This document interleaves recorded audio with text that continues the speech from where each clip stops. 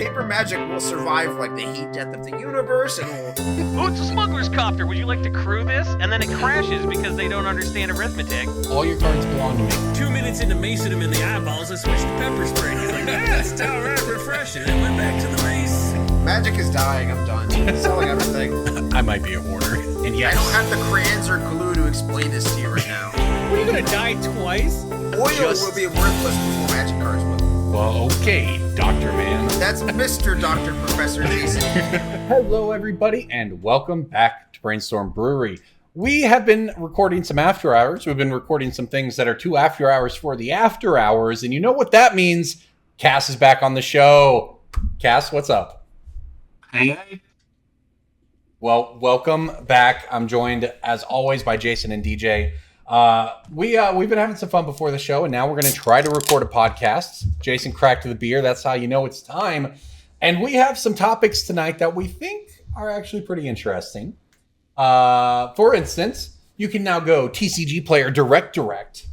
And if that's a thing you want to do, we can talk about it. You may or may not want to do it. We'll see. But first, we're going to talk about something that's much more fun for us. And this is a rough transition back in because Jason derailed us. Go figure. One person who did not get derailed, though, was me. And because I made it back from New York. I was there for the Flesh and Blood Pro Tour, which was pretty fun. What was fun about it? A convention of people who wanted to be there and enjoyed each other's company and enjoyed the game they were playing. It was truly refreshing. Yeah, Flesh and Blood's how old now? 3 years. 3 years. It's like half. It's like done. It's halfway done. if it follows the trajectory of 99% of other card games that have come before it. 99% of card games don't make it to this stage, buddy. They're making comments like, we're never going to print more than 4 sets, ever, in a year. That's our hard limit. Okay. Yeah. They did a Chronicles. Though, DJ, listen. The absolute balls on a game doing a Chronicles in Year of Our Lord 2K22 is just so audacious. They are really just going for it. That's a game that looked at Magic and been like, I don't like anything except the reserve list. Well, what Jason is talking about is they actually did a release of cards from the first sets, but they did them in white bordered. It was literally Chronicles. But the player base didn't revolt over it. They said, hey, this is great. More people will have the cards to play. Because the thing about that game is that everything is valuable. I got, for instance, a special water bottle that's white instead of black, and therefore is much more rare and valuable. And I will sell to a collector. Oh, you know, I got a bunch of Flesh and Blood cards, and none of those are worth anything. So should I? You gotta have the good bottles ones instead. You gotta have the good ones. Anyways, the game was like pretty its fun. own subset of crypto. Nah, the game's. Yeah, you are. The game is fun. Coin. The game is fun. The people are legit. It was sold out. I mean, they had 800 people in the main event. 450 sold out. It's a PT. Didn't you have to qualify? There was a PT attached to a GP. Oh. And there were 800 plus people in the GP, which they call the calling. They had 450 people in a PTQ on Sunday. Their version of Popper had 250 people in it. They literally ran out of spots. They sold it out, and people were upset that they couldn't get in. I would love to caution them against coming up with a bunch of cute names for your events. It's like, it's a calling. People are going to remember, it's a gathering, it's a calling, it's a confluence. It's like, I agree. What format is it? Yeah, so I don't know. It was fun, and the company went all out for its players. They did a giant, banquet on Thursday. Really impressive. The amount of money they would have had to have spent to do all of this was a really big commitment, and it was the first chance for the people who created the game. They're based out of New Zealand to come to the United States and get coronavirus and take it back with them to New Zealand, to their island, a country that previously hasn't really had much contact with the virus. So anyways, we're not going to talk all night about that, but it was really fun. Well, one of the topics we want to talk about tonight, and this is why I'm glad we're doing this with Cass here, because I imagine there will be some stories. Firing your customers. This is a concept that we've mentioned before, and it's something that as we start to have more Magic events coming back over the next couple of years, and DJ and Cass will be at shows buying. It's something that I'm sure you are going to have to deal with. So let's talk about it. I mean, let's start with this. What is the concept of firing your customers for those who may not understand what we mean by that? Okay, you got a customer, right? Mm-hmm. And then you fire them. Okay, go on. Then they're not your customer anymore. And when someone's not your customer, a thing that they become also is they become no longer your problem. They become someone else's customer and therefore someone else's problem. The short, I guess, like, blurb that I can describe this as is like a balance between customer service and like the valuation of your time. Yeah. In terms of like I'm sure some people have either read experiences on Reddit or Twitter or what have you of just Karen-like behavior. And just how to not be that person, and just like if you're a business and you're trying to run a profitable operation in an environment where you have a short amount of time to do a lot of business, like a Magic event or like something like that, and you have other customers that you could be dealing with, the most polite way to not get a PR nightmare and encourage the person to move along with a different store or experience. Yeah, that's what I said. When you are behind a booth or even just like working in a game store, there is a base level of mutual respect that has to be present between the customer and the employee, and it skews pretty heavily towards respecting the customer, granted, because the customer's always right or whatever, even though I hate that philosophy. Well, you know what the whole phrase was, is the customer is always right in matters of taste, which means you don't tell somebody that the hat they want to buy is ugly. It doesn't mean if they show up with like an expired competitor's coupon, you have to honor it because like, I'm a customer, I'm always right. Well, it's America, so that sentence was too long, and someone took the TLDR, which is the customer is always right. If a customer shows up with a bazooka, you just do whatever they say, for sure. Absolutely. I said double cheese. When a customer breaks that baseline respect, though, especially respect for your time as a business, there is a big incentive as a business, and also just as an employee trying to stay sane, to get them as far away from you as possible, as quickly as possible, without causing, as DJ said, a PR nightmare. So what is a tactful way to tell somebody that you would no longer like their business in a way that doesn't create a PR nightmare? Do you guys have any techniques that you employ to make sure somebody doesn't go away mad? Yeah, no telling them to f*** off, right? So anything short of that is what we're looking for here. I have done that before, but there were extenuating circumstances. I'm a big fan of, I don't think we're going to be able to make a deal here. I think we are looking at two different things in terms of what we're looking for out of this transaction. That's like the political, the diplomatic way of saying, hey, you want too much for your cards, or you're taking too much time. Move along, we have a line. Yeah, I've said I think other vendors would be more interested in your cards than I am. That's a good one. Yeah, that is a good one. And it's different when I'm buying collections, because sometimes I do want the collection, but I don't want them to be a pain. So I let them waste someone else's time. So what I'll do is I'll send them to a competitor and just be like, well, you know what? If they offer you way more than I am, I would be happy for you to get more money. But what happens is that other person doesn't want to deal with them either, and then they sheepishly come back. It doesn't always happen, but like, either I get the collection for cheaper, or I don't deal with a pain in the ass, and either way I want. Yes. This is a big one, because like, I don't think most listeners are like behind a booth or whatever. Right. A lot of listeners are like trying to be that person who is becoming that person to buy collections in the area, and you will absolutely get a lot of like, oh, I can get this number better on if I piece all these out on eBay, I can get that number, and like, good. Yeah. Yes. Do it. Okay.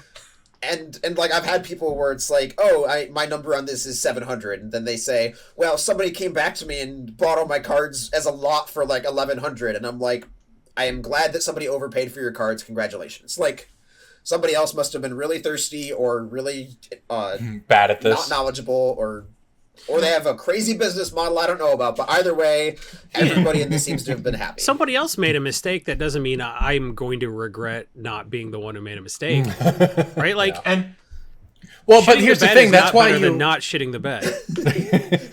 that's why it's not just a PR way of saying it. It is. It also, there's a difference between telling you'll never get that for your card, sell them to me for this, which can be like kind of can rub people the wrong way. Saying it just isn't for me, and if you get it, great. It's just there really is a difference there, because it's not reasonable if you just say I don't think we're going to come to a deal. That's fine, right? But if I have seen the sort of the hard pitch by the people who think they're the trade sharks or whatever in your area, who just really try to come in and pressure people into deals. And, this used to be much more common days of trading, blah, blah, blah. But you'd see these, really scummy tactics almost.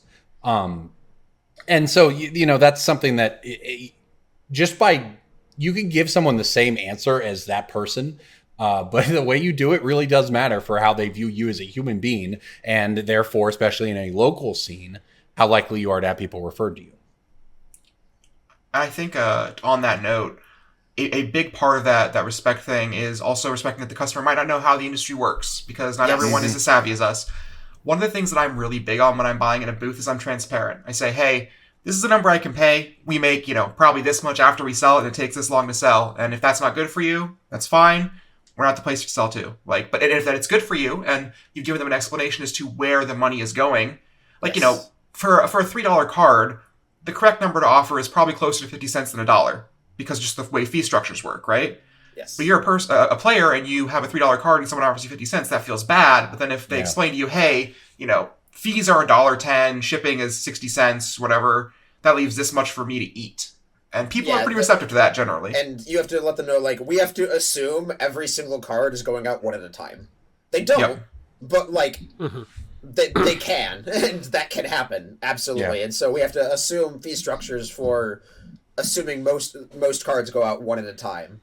Because you're paying yourself to store those cards. Every unsold card is cards that you are paying to warehouse at your house. Yeah, and liquidity is another one where people will come up to me with crazy Japanese foils, and they'll look it up on the TCGPlayer app, and it says $640, and I'll say, okay, has anybody paid that number, and how many people have paid that number? And then that leads to a very educational, teachable moment kind of thing, where you just have to explain to this person, I can pay $150 or $200, and I realize that is not the golden percentage point that you have in your head for the way these cards work, but I am assuming that is going to sit in my case for 6 months. Yeah. And this doesn't just go for buying, it goes for selling too. Someone who I think is very smart and very respected in the industry, Michael Caffrey, always says, do you have comps when someone makes him an offer on a card? If someone, if he has a $1,200 card and they say, can I pay $1,000? He says, if you can show me one that sold for $1,000 recently, I'll consider it. But if you can't come up with that actual piece of data, why would he ever sell it for less than $1,200? He agreed that was the price that was correct. But if you give him something to work with, he will work with you. And I think that should be true for more people selling cards. And your customer should empower themselves. You shouldn't have to empower them for them. Yeah, and there's more ways to do that now. It used to be you have to go to eBay completed listings. TCGPlayer, in the past year, has become a lot more transparent in terms of being able to look up completed listings and filtering per condition. So you can look up and see, how many foil metal workers have sold in the past 6 months. Right. Okay, there's 7 that sold in the past month. That's very solid for a weird Urza's, not weird, but an old Urza's foil. Mm-hmm. Yeah. Yep. All right, well, we just have to include this. Jason was alluding to this earlier. Suppose someone is around you at your booth, being very annoying, making it very difficult, not respecting your time, but you don't want to cause a scene. What might you do? Something that... Wait, is this a job interview? That's a job interview style cadence. It certainly is. Now let me sit here and listen, twiddle DJ, my have you not fingers. noticed that's how Corbin has talked for the last 10 years? That's his voice. That's his... He's got big HR energy. I'm using my journalism degree right now to do a journalism. Tell me. I just felt like I just had flashbacks to being in job interviews at that moment. I don't know. That question just hit me the wrong way. What year was it the last time you had a job interview, Douglas? 2016? 2017? I've had some very informal job interviews in hotel rooms for Magic the Gathering purposes, but that's probably not the same. I don't know where you're going. What does that mean? I don't that doesn't sound good. It's always hotel rooms or steakhouses that the interviews happen in. Always one of the two. To answer the question that was asked, you'd call it an audition in the hotel room. Wouldn't be my first time. Where am I? Do I just sit on this black couch and then look at your collection? Then to answer the question asked of me, something that I have employed in the past, and I think it's a pretty effective technique, is if you're with a customer and you've shot a couple numbers on cards and they've said no to all of them, you can just bribe them to walk away with like a booster pack or something like that, and just be like, "Hey, thank you for your time. I don't think we're gonna come to an arrangement today. Take this as thank you for sitting down with me and giving me an opportunity, but we need to move the line along." And I think that's something to diffuse it diplomatically is good. Yeah, I will tell you, I'm worried about people gaming this system, but I do love the idea. And this thing is like, you have to do it when it's appropriate. And I've only ever done it with Pokemon customers, who are much less likely to gamify things than Magic players, because Magic players have a sickness. It's because in Pokemon, you deal a creature with 40 toughness, 130 damage because you want a coin flip. In Magic, it's like, all right, I attacked him with my 2/2, but then he had a 2/2, so we just lightning bolted each other until like somebody died to a shock land. It's like Magic is a ridiculous amount of grinding because you have 20 life points and each one is precious. In Pokemon, it's like, yeah, my Blastoise has 450 HP. I think it'll probably be fine. So to win a game where every one damage matters, you're going to do that. You're like, every nickel matters, dealer. One other technique that I think is not particularly useful to most people, but is just a little bit of a behind-the-scenes thing that Cass will probably enjoy is we've had hand signals before for problematic customers. Oh, you're like playing baseball on the floor. Yeah, you know? where like yeah, if somebody is occupying a lot of my time and the other people at the booth realize that a lot of time is being occupied, there can be like a tag out situation where with like a hand signal or like an eye movement and just like I need you to take care of this customer and end the transaction for me by letting me know that everybody is needed somewhere or something, that has been used in the past. I had a coworker do that with me in Vegas, actually. Where I love this story. I was in the middle of like a 6-hour buy. Which is this the Ian story? This is the Ian story. It might be a different one you're thinking of. So I was doing a 6-hour buy, and the customer was like dragging their feet at the end of it. And I'd been doing a 6-hour buy, and I hadn't eaten lunch yet, and I was exhausted, so I was struggling to close. And Ian was like, "Hey, there's a customer over there who's asking for you specifically at the sales booth." He sat down and closed it for me, so I could just stand there and drink water and relax for a minute. And like, that's just using teamwork effectively. Yes. The other story that I think is very worth putting in here has to do with sales. So someone came up to our booth, and a buyer was the one who was dealing with him, and the customer offered a lowball number. You know, it was like a reasonable lowball, but it wasn't like super offensive. And he says, "I gotta check with the boss on that one," and comes up to me and says, "I'm gonna say something. You're gonna laugh really loud and look at the customer over there." And he just says like, some joke. And I just start laughing. I look at the customer and I say, "Nah." He walks back to the customer and he says, "Nah, boss said no." And the customer's like, "I'll pay full price." The Jedi mind trick. This is how you get Magic players sitting down to game you. Now they know they're getting gamed right back. I love it. I mean, like, you're going to lowball, you're going to get told no. Yeah, that's great. One of my favorites that happened a couple months ago. I posted this on Twitter. Some people remember it, but I posted a list of high-end cards on Facebook Marketplace, which was the first mistake. I did say, if you have an offer, let me know, because high-end cards are weird. You can be $100 off or whatever, and if you're a reasonable person, I will probably say yes, because a lot of these do not move very quickly, as we've discussed. And somebody said, "Give me best price you have." And I said, if you have an offer, you're more than willing to, I posted some prices. This one's this much, this one's this much. And they said, "I just want, give me best price. I don't want to waste either of our time." And I just, one of my favorite lines is, "I don't think negotiating against myself is in my best interest." Yeah.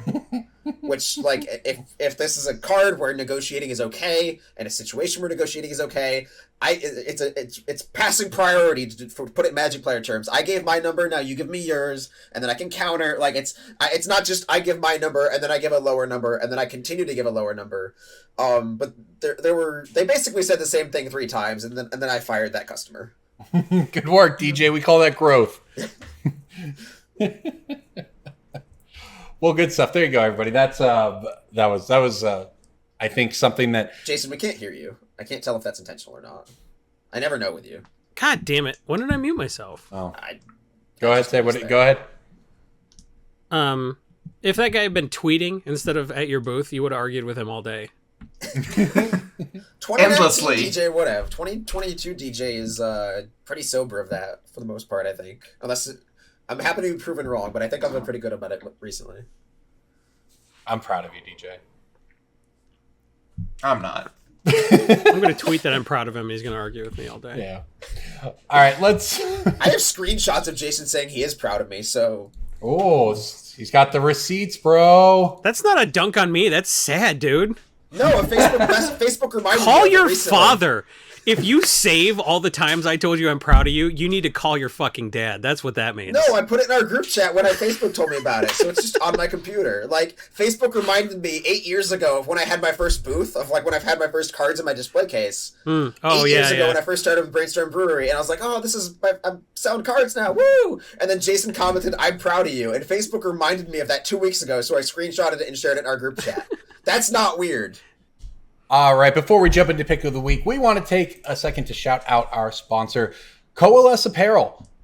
You know it as the brand that's really come in and created a solution for Magic content creators like ourselves. Before we fought with Teespring and we looked through Patreon, and we've had all kinds of options over the years, horror and none stories, of them. Corbin. They're called horror stories. Yeah, that's the truth of it, but. Working with Coalesce is a much different experience, and it is what the content creators of Magic use, including us. So you can use the gift code Brainstorm Brewery, get a discount at checkout at Coalesce Apparel. Definitely go do that. We've got hoodies up there. We've got shirts. And you know what? Your other favorite content creators do as well. So definitely go support them. Last week, I did make a threat. I threatened some people with doxing them and revealing their public information if they didn't buy a shirt, and I just want to double down on that. So if you don't buy a shirt, there were a couple people who shared in their receipts in the Discord. They're like, DJ, I bought a shirt. Here's the proof. I bought my hoodie. Please, I have a wife and kids.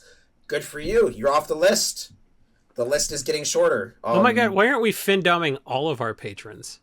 I think that's just the concept of Patreon, right?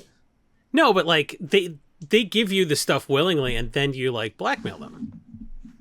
Yeah, I'm open to that. Not that Jason would know. That's just actual blackmail. Yeah, that's actually a crime. Yeah, maybe we don't do that. Fin-dumb. Yep. Well, there you go. Something like that would be good. Buy a shirt or a hoodie. Used gift code Brainstorm Brewery, and save a little bit of money. And put that money towards your cybersecurity. Moving right along from that after hours cut, it's time for Breaking Bulk. Cue the music. Breaking Bulk time. Breaking Bulk time. Break. Oh, yeah, Breaking Bulk. There's so much good stuff. It's a pick. Breaking Bulk. The end. Great. I'll start, everybody. I've got an Amonkhet uncommon. Is it a monument? Yeah. Nope. Which monument is it, sir? None of them. Okay, what color is it? Red. Is it the... No, that's a different set. I was going to say Reckless Fireweaver. Played in... no, that was Kaladesh. You're on the right track, though. It is, similar. And then that Archer is Our Devastation, right? Yes. The Archer that you lost a game to? Yep. Firebrand Archer, I think it was called. Red Amonkhet uncommon. Is it like the -1/-1 by counter force. pinger? It's By force. It is by force. It could be Flameblade Adept. That was the other one I thought might trick you guys up. That was the card that was very heavily played in Hollow that's One right. decks for a long Flameblade time. Adept was that set. I thought that was Our Devastation also. No, yeah, Flameblade Adept. That card's not worth money anymore, but it it was for a long while. But yeah, Buy Force is actually $2.50. It's X and red, destroy X artifact sorcery. I mean, you just, blow up all the Soul Rings sort of It's a bad Vandal Blast, yeah. Yeah. It's legal in Pioneer. I think Vandal Blast is too, but it's like more on rate for Pioneer. That might be a part of it. Yeah, it probably makes more sense. So you want to cast it for, X. You want to spend 3 or 4 mana on it and not 5. Certainly. Cool, I got an old set too. All right, let's hear it. Amonkhet's not an old set, is it? Yep. It's like Journey 6 into years or Nyx. something. Listen, Kamigawa Neon Dynasty is an old set at this point. Like, it's if you do the drop down menu on EDH Rec, go to sets, it's Commander Legends, Battle for Baldur's Gate, Streets of New Capenna, Streets of New Capenna Commander, Universes Within, and that's it. No Kamigawa Neon Dynasty. It's already wait. Are the stupid alternate secret lair cards called Universes Within? Is that a thing? Like the Universes Beyond. No, but like the Universes Beyond is the it's card, like the Arnavox, the Mind Flail, and like those. Like they renamed it to weird... a different card, and so that's Universes Within, apparently. Oh God. Yeah, like the Special Haven Gold. But what I'm saying is that was a product, and we made a thing for it. So, since Kamigawa Neon Dynasty is an old set, this is a very old set. It is Journey into Nyx, and the card I want to talk about is a white uncommon. Okay. After we do this Breaking Bulk, I have a segue continuing from our discussion on how many sets Magic has made. So I'm putting a bookmark here. I'm not going to interrupt Jason's Breaking Bulk. It was like 75 sets like 4 years ago because I did my 75th Magic set 75% article. Is it? That was like 4 years ago we were at 75. Is So I it bet we're Nyx 200 by Ram? now. Nyx Fleece Ram. No, sir. Nyx Fleece Ram is a third of the cost of the card. What did you say, Cass? Sunbond? Or whatever the... Sunbond was Born of the Gods, I think. It's an old set. Is it Solidarity of Heroes? It's not. Solidarity of Heroes is green. This card's white. Yeah, that card's I didn't hear you say it's white. Solidarity of Heroes is also a buck. That's another sleeper. Of casting one spell per turn. Eidolon of Rhetoric. Sure. Oh, yeah. It is the soul of a philosopher who died of starvation contemplating the universe. I read all the flavor text now on my Breakings Bulk in case DJ wants to do some bullshit trivia thing where he's like, it was your Breaking Bulk pick in 2012. I've got some trivia for you. You know it's pronounced Eidolon, correct? And you I think we had this conversation like 6 years ago. Listen, I'm not going to say Eidolon. You know it's Bogle, right? It's Bogle? No. Do you know what the name of Yawgmoth's nemesis is in Modern Horizons 1? You were right, Jason. Here comes the lore. It's Mind Goblin, right? It is Urza, Lord High Artificer. Oh, yeah. True. Not Artificer, it's Artificer. Yeah, it is Artificer. Yeah. Who do we let decide this? British people, right? They're just like, we love putting the emphasis on the wrong syllable. Adding U's into random words like color. All right, DJ, what do you got? Okay, so before I do mine, fun fact, I assume everybody who I'm podcasting with knows what a SKU is, like an SKU. Mm-hmm. Yeah. Corbin, are you with me? I was asking Corbin, but like SKU. So a SKU number is basically like an individual product number in a commerce system. So like it's if you're selling something on eBay or Amazon, like this item will have its own category specific numbers. So like every Magic card in Amazon has a SKU. Like Jason's Breaking Bulk has for a non-foil and a foil, and those are the only printings for that card, and so it has that many SKUs. I learned this from Kyle recently. As of Throne of Eldraine, so as of 2019, the end of 2019, we have doubled the number of SKUs in Magic. Yep. Well, Because secret of layers, all though. Like, if you secret release layers, 5 cards at a time and call it a SKU, then yeah, you're going to get extended arts, borderless cards, promos, promo packs, the number of individual cards in Magic. So if you wanted one of everything of every variant, and you had that as of 2019, that's doubled since then. So that's how many new Magic cards, including variants, has been printed since Throne of Eldraine. It's doubled. Well, it really skewed the number of cards. Can we get like a boo laugh track, JJ? No kidding. No kidding. No, JJ, you play the fucking opening music from one of those CSI songs. I better hear the Who, goddammit.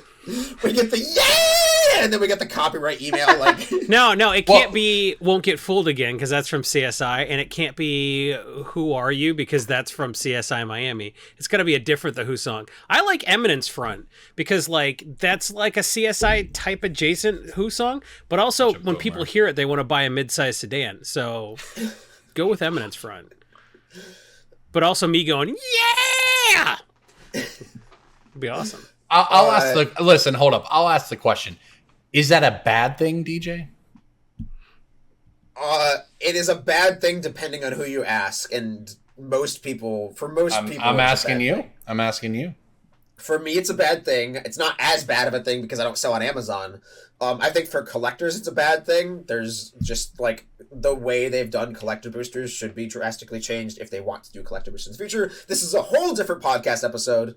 My breaking bulk I agree. We talk about this later. is a Mirrodin Besieged colorless uncommon. Plague Mirror. Yep, Plague Mirror. That was pretty good. That means it was a good, bad Corbin. breaking bulk. That's what that means. Thanks for the actually good there. Yeah. Yeah, Corbin's he's gonna print that out and frame it. DJ told me he did a good job. Plague Mirror is roughly $1.50. And it only has one other printing, which is this weird WPN promo from 2011 or something. So pick your Plague Mirrors out of bulk. Wizards has... Imagine having Plague Mirror in bulk.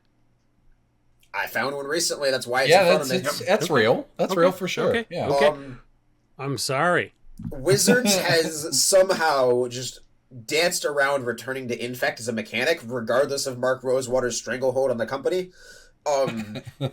And like I would expect to see Infect maybe come back in the future with the whole slow drip of Phyrexia. They're giving us all the Praetors.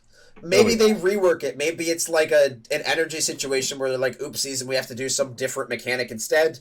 In which case, Infect would continue to be popular and continue to go up because there's what was the thing thing from like Morningtide where it only hit creatures? Maybe they'll just do that again. Oh, Wither? Yeah. I was like, it's something like Wither, but like not as dumb. It was from Shadow. It was literally Wither. Oh my god. Yeah. What a name. So yeah, like continue to pick most Infect creatures out of bulk until they decide to slap Infect into a standard legal set again, which it would be very difficult with the power creep on creatures for it. Yes. I mean, this is all the Infect problem, right? But the power creep on Infect creatures, just compared to look at the Grizzly Bear that got previewed today. A draft common now is 2 colorless and a green for a 3/3 with 3 keyword abilities for a draft common. Like we slap Infect every on Infect those. creature is going to be like a 2-mana 3/3. So honestly, just bring back Wither. Another thing about Infect is that from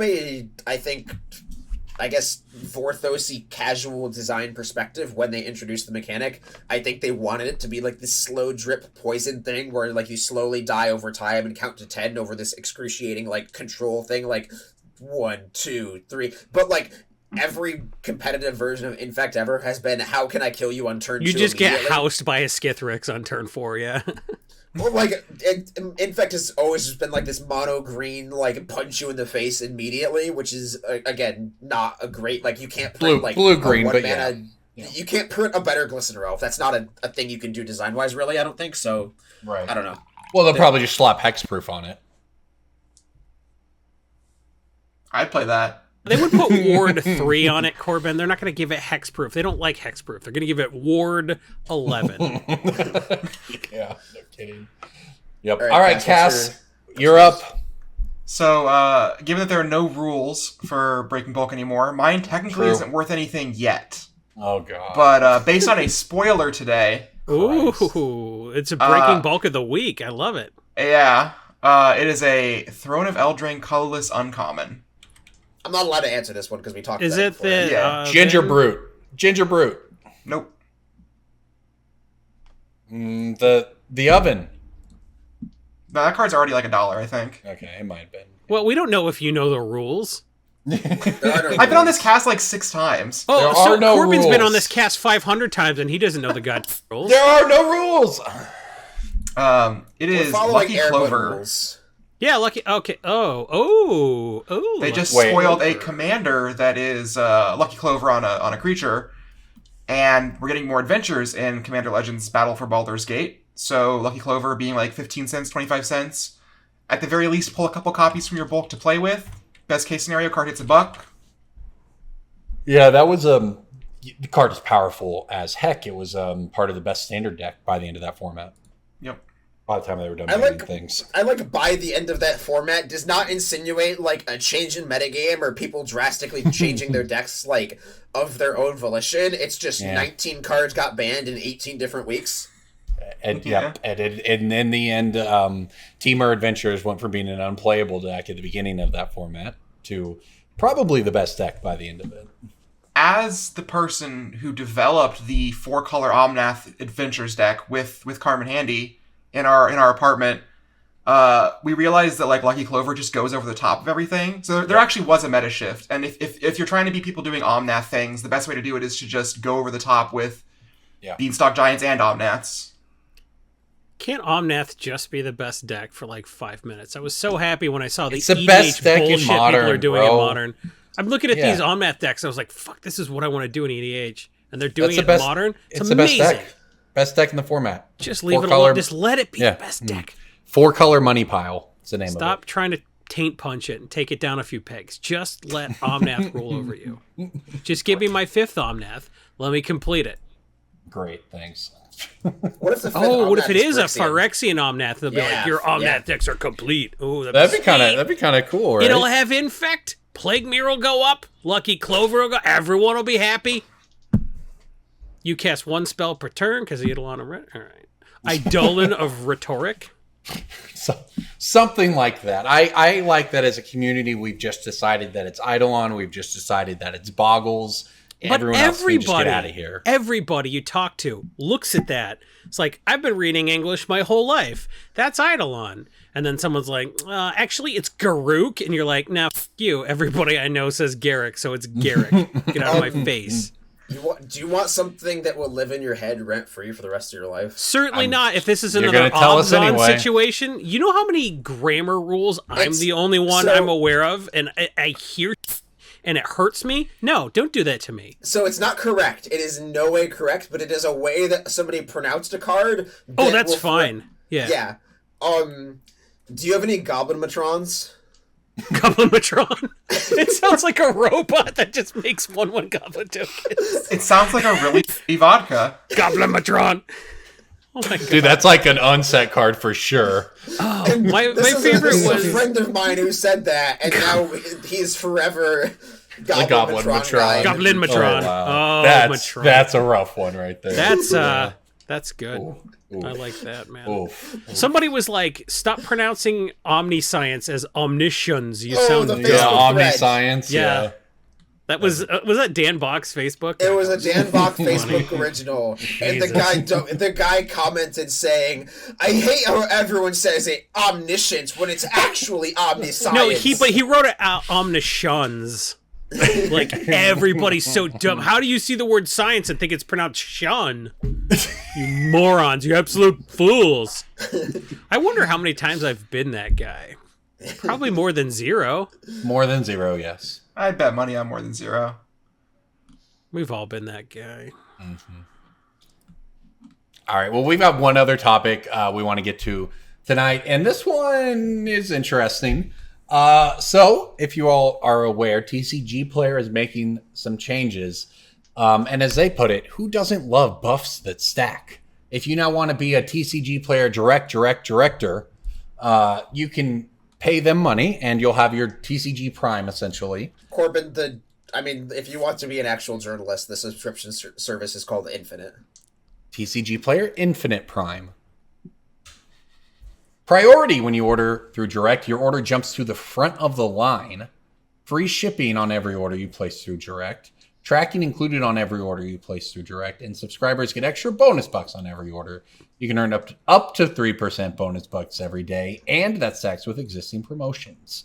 I mean, what do you all think? Do we know what's going to cost? That's what I don't see in this information that's been released. Do we know what That's the price scary. point's Anytime be? you don't see how much it costs, you go, ooh. Well, so this was the only change here.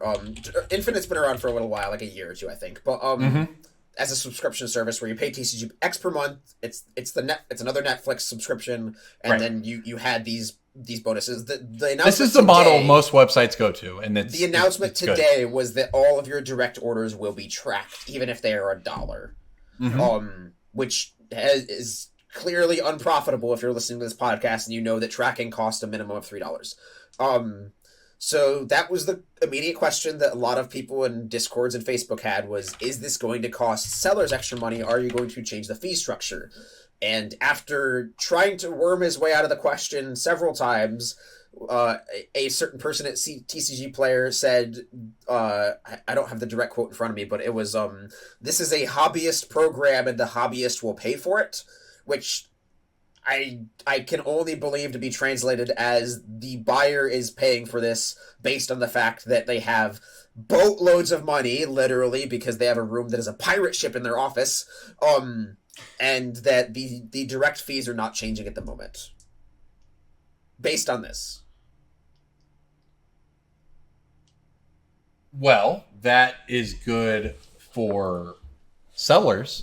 Do we anticipate that to mean that I mean, is that just they're eating that as part of the subscription, or do we think it means increased prices or fees somewhere along the line for customers?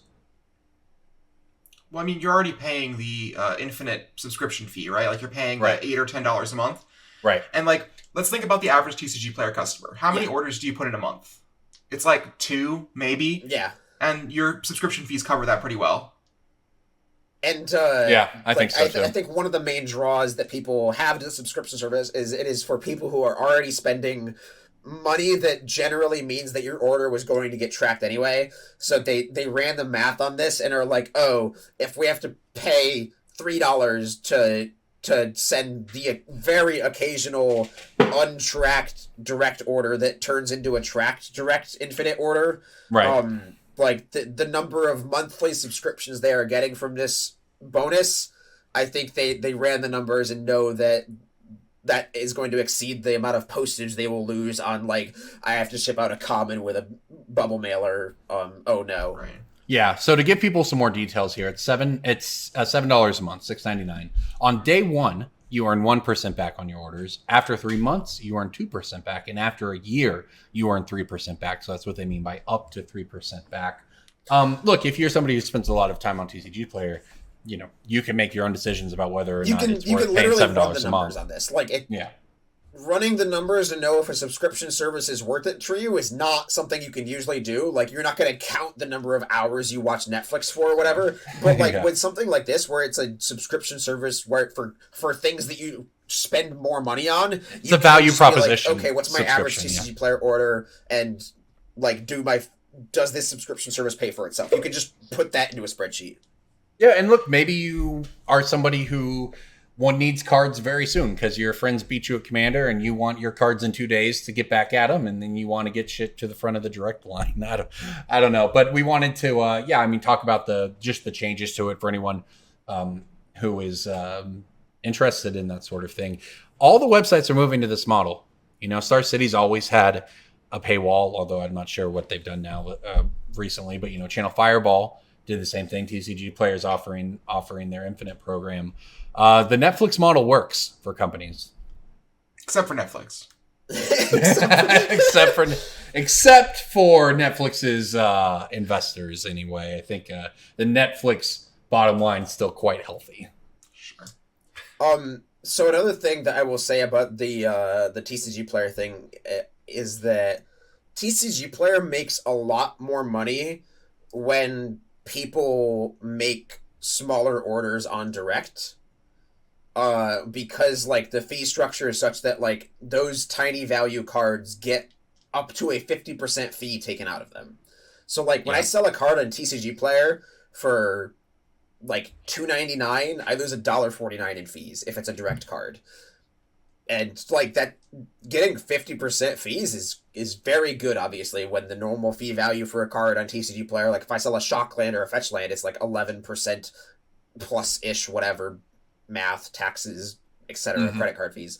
So like TCG Player is very encouraged to have fractionalization of orders, and like they are not hit as hard by the we'll track anything anywhere as you might think, in addition to the fact that they probably have some sort of like postage deal with the USPS.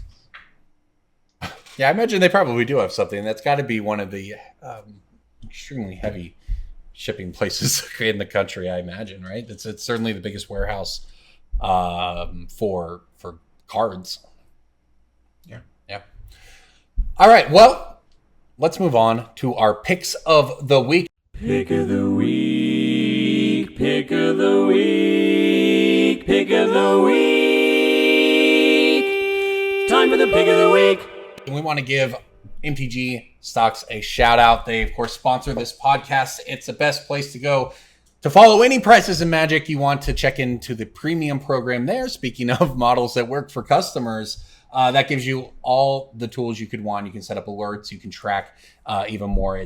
We highly recommend MTG Stocks. We all talk about it every week, and we can never talk about it enough because it makes just about everything in this business in terms of us making a podcast and talking historically about this stuff with any sort of accuracy possible. So go to MTG Stocks, check out the premium. MTG Stocks Premium over TCG Player Infinite for most people.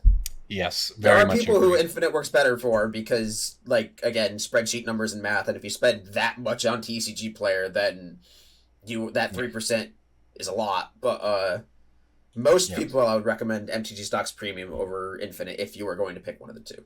Yep, absolutely. Okay, I will start things off this week with the previews from Commander Legends 2 coming out. I'm going to look back at Commander Legends 1, which somehow was 2 years ago. I guess like not quite 2, maybe more like 18 months ago, but almost 2 years ago for Commander Legends here. But the card War Room is $1. It's a land, taps at a generic, and 3 and tap, pay life equal to the number of colors in your commander's color identity, draw a card. It's just been climbing from 4 to 5, and looks like it's on its way up here. I don't know how powerful this is in Commander, or if it's I think it's one of those niche lands, but it's getting further back there. Yep. Okay. Anyways, I like the graph on War Room here. Corbin, remember that time you got? Nope, I don't. Why don't you go ahead, Jason? With my breaking bulk of the week. Uh-huh. I have an insane pick of the week. This is based purely on the fact that the number one card out of Streets of New Capenna Commander is Anello the Painter, who doesn't look like a painter. He looks like Anello, the guy that's trying to sell you speakers out of the back of a van. But like, you can double your spells. You know what the best spell to double in Magic is? It's pretty expensive. Expropriate? Yeah, everyone says expropriate. It's wrong. It's Worst Fears. Worst Fears is a better expropriate. Why would you want to take one of their creatures when you can take their whole turn? Oh, and you copy it, and you can target the same person twice or 2 different people? You could take the next 2 turns with Worst Fears. That's better than Time Stretch. Worst Fears rules.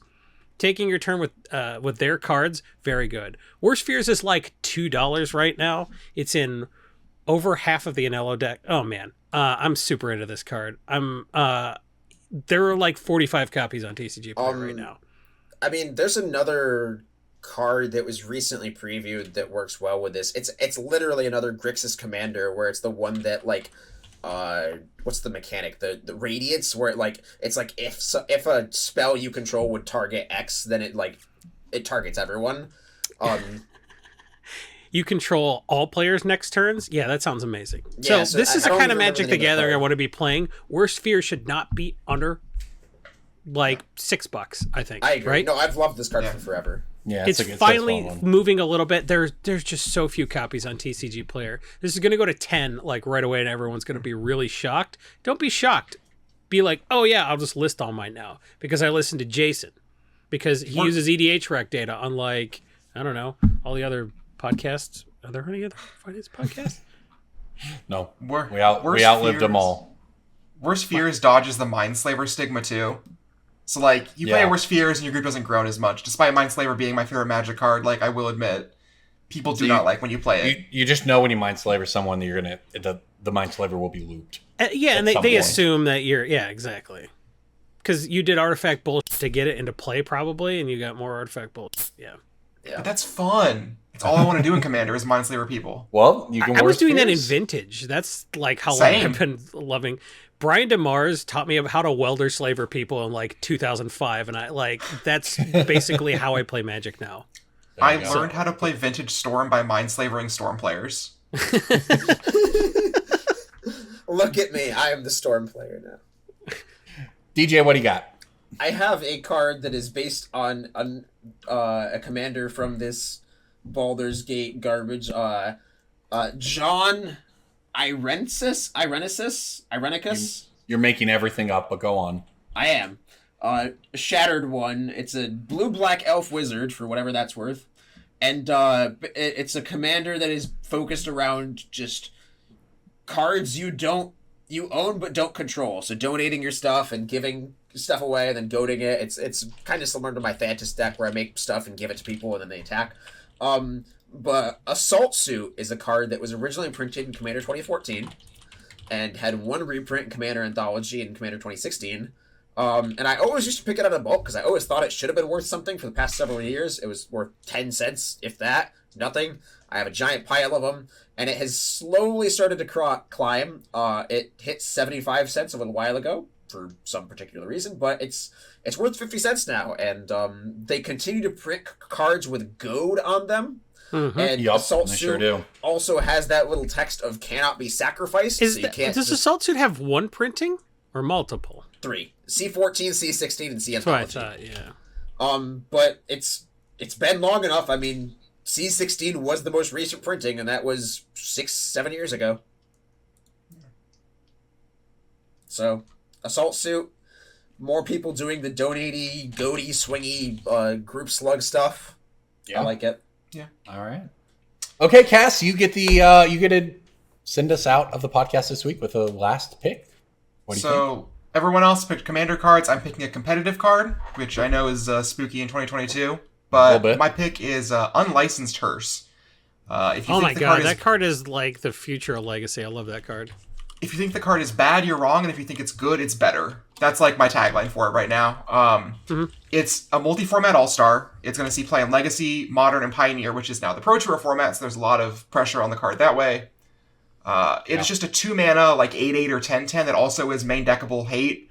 Or if you play in the sideboard, it's just sideboard hate, or graveyard hate, rather. It's targeted, so it's good against things like Exhume, because it hits 2 things.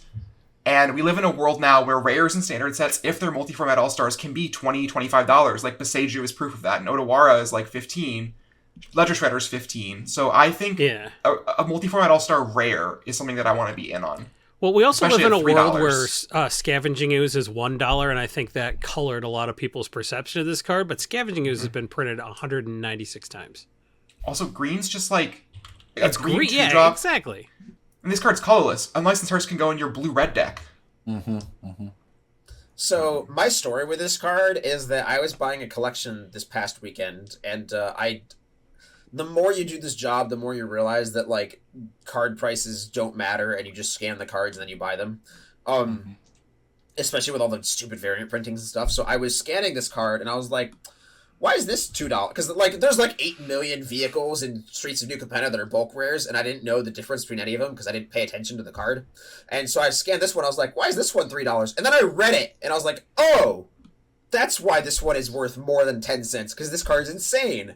I'm going to buy one of these right now. I need this for my turtle specifically the extended art foil, so I was like, oh, wow, that was worth a lot of money. But, yeah, like, this card is insane. I read it once, and I was like, oh, it's different than the limousine or the other stupid taxi cab or whatever garbage is in this set.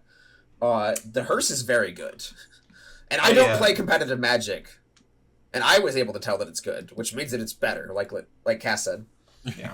I had a game of Legacy where my hearse had like 12 cards underneath it, and I had a choice of attacking with a 9/9 Murktide that had grown from me playing like a second Murktide earlier in the game, or just crewing my hearse, and crewing the hearse was just bigger, so I just crewed the hearse in 12 balls. With a Murktide? Yeah. You crewed the hearse with a 9.9. Wow. And I just killed him. Imagine just all the pieces of that dragon sticking out of that hearse. Well, once you cremate the dragon, it's fine to go in the hearse. Yeah, there you go. What's the Twitter account? It's like incorrectly drawn flavor or something like that. Yeah, exactly. It's just a giant dragon wings and sticking out of. It's You an sold unlicensed me. hearse, though. It can be any size, right? Like, if you have a licensed hearse, they're probably like, yeah, that hearse is too big to get a license. But you're like, well, guess what? It's an unlicensed hearse now. It's got dragon wings and just a bunch of like jars in the back, like back seat. You literally sold me. I just bought one. This is literally Dragon's Cars, the old Reddit meme. Yeah. That was a meme? I thought those were photographs. I mean, it was an image macro, but it was like a meme, you know. But I thought it was like I thought it was documentary style photography. I mean, it was documentary that became an image macro, which became a meme. The life cycle. We did it. Of the internet. Yeah. We did it. And you know what else? We did a podcast. Do you want to talk about the 35 legendary creatures they spoiled today, or do we want to save that until... Nope. Absolutely not. I feel so bad for the guy who built every commander deck. Oh my god. Brian Canada, he retired too. He's going to be like, yeah, I have to unretire and also get a second job. Dude, Ultra Pro's not even sponsoring him. Hey, Ultra Pro, sponsor Brian Canada. He uses your... You can sell him 1,000 deck boxes. Cass, thank you again for coming on. Remind people, where can they find you across the internet? You can find me on Twitter @DevotedDruid, or if you want to see me be actually funny, you can follow me on Twitter @CrabRingDisgoon. Dis is spelled D-I-S. Don't find me anywhere else because I don't want to talk to you elsewhere. Perfect. Go to Twitter. Everybody, thank you so much for listening to the cast. As always, go check out our Patreon at patreon.com/BSB. I think that's it. Hit the I like think that's button, it for hit the this week. subscribe button, hit the bell icon, follow our YouTube chapter, whatever that means. Thumbs up my Mario Maker level. I got my Pokemon Go friend code. Thanks for listening, everybody. We'll see you next week.